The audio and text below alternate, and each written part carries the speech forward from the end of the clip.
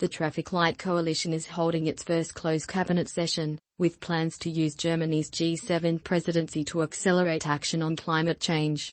Other pressing issues include Ukraine and the COVID pandemic.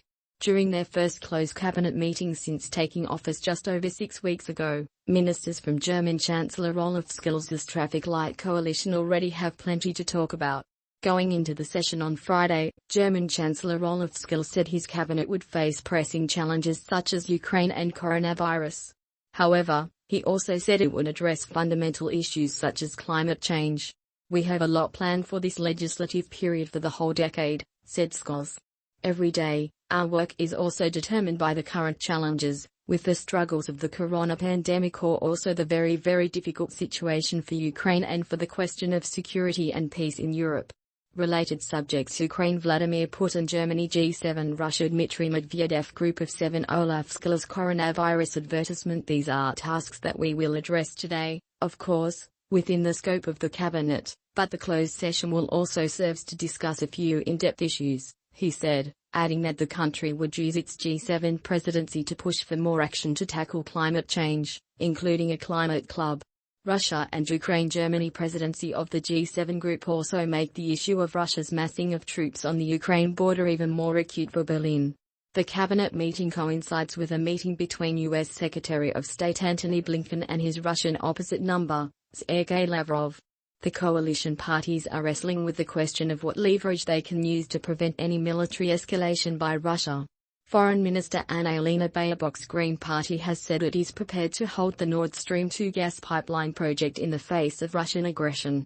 Social Democrat Scholz has shied away from instrumentalizing the gas pipeline, which runs under the Baltic Sea between Russia and Germany, but still maintains it is an option. The neoliberal Free Democrats, FDP, have signaled they would prefer a tougher approach toward Russia. Ukraine is also urging Germany to supply it with weapons to help repel any attack, but Berlin has so far refused. 13 minutes DW News, the 20th of January 2022. Ukraine crisis, Blinken, Baerbock share stance on Russia. Record coronavirus figures. Ministers were also due to discuss the coalition's changes to Germany's Infection Protection Act, which sets a limit on measures that the country's 16 states can take.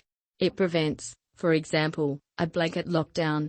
However, with infection numbers on the rise, a record 140,160 new daily cases reported on Friday, such steps could come up for discussion again if the healthcare system reaches its limits. It's thought that the FDP would likely put the brakes on a retightening of the act. 209 Mins. DW News, the 20th of January 2022. Germany's schools reopened despite wave of Omicron variant. New beginning for Germany. The coalition will also be seeking to make progress on its wider policy aims agreed in a deal between the three parties. Scholz became Germany's chancellor in December after 16 years with Angela Merkel at the helm, pledging his centre-left-led coalition would offer a new beginning for Europe's top economy.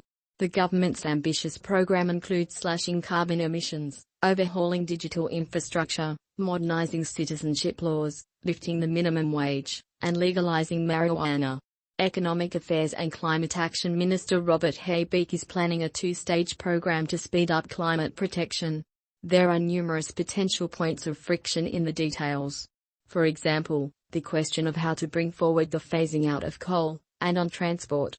Proposals are to be discussed on the removal of bureaucratic and planning hurdles when it comes to the expansion of renewable energy such as wind power.